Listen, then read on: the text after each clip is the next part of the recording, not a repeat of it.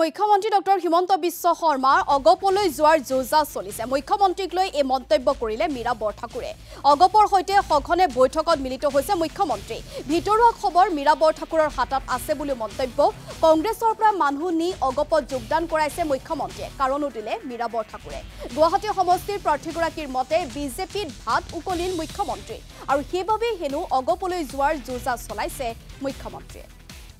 মুখ্যমন্ত্ৰীয়ে যে কৈছে যে তেওঁলোকৰ গুৱাহাটী যোৰহাট এইবিলাকত কেণ্ডিডেট বেয়া হ'ল বুলি কৈছে, সেইবিলাক খবৰতো আমি পাওঁ।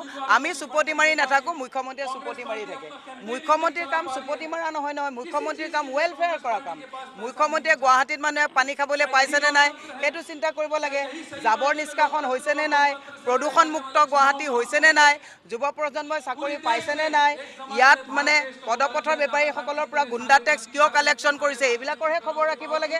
মুখ্যমন্ত্ৰীয়ে কংগ্ৰেছৰ ঘৰত মানে বুলডোজাৰ লগাই থাকোঁতে তেওঁ নিজৰ গোটেই তলি উদং হৈ গৈছে, সেই কথাটো মুখ্যমন্ত্ৰীয়ে মনত ৰখাটো ভাল।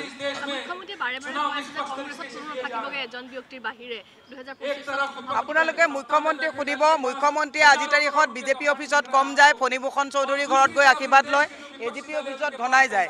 মুখ্যমন্ত্ৰীৰ যে বিজেপিত ভাত উকলিছে, এজিপিৰ লগত যে নেক্সাছ এটা চলাইছে, বিজেপি ধ্বংস কৰি যে এজিপিলৈ যাব, সেই খবৰবিলাকতো আমি পাওঁ। মুখ্যমন্ত্ৰীক সুধিবচোন যে আপুনি এজিপি অফিচত গৈ কি অংক কৰি আছে।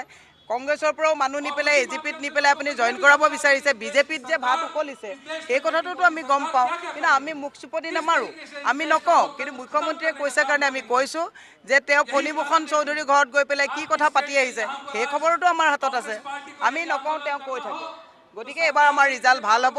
ৰাইজে সংকল্প লৈছে যে এওঁলোকে বাতুলামী কথা বেছিকৈ উন্নয়নৰ কথা পিঠি দিছে, গতিকে ৰাইজে আমাক এবাৰ মোহৰ লগাব। নাই, মোৰ শুভেচ্ছা আছে, মোৰ তেওঁলৈ শুভেচ্ছা আছে। মোৰ ফাইট তেওঁৰ এগেইনষ্টে নহয়, বিজেপিৰ এগেইনষ্টে মোৰ ফাইট হ'ব। গতিকে সেই তেওঁৰ প্ৰতি মোৰ কোনো আক্ষেপ নাই, তেওঁৰ প্ৰতি মোৰ শুভেচ্ছা আছে। ভাল হওক, তেওঁক ঈশ্বৰে ভাল কৰক।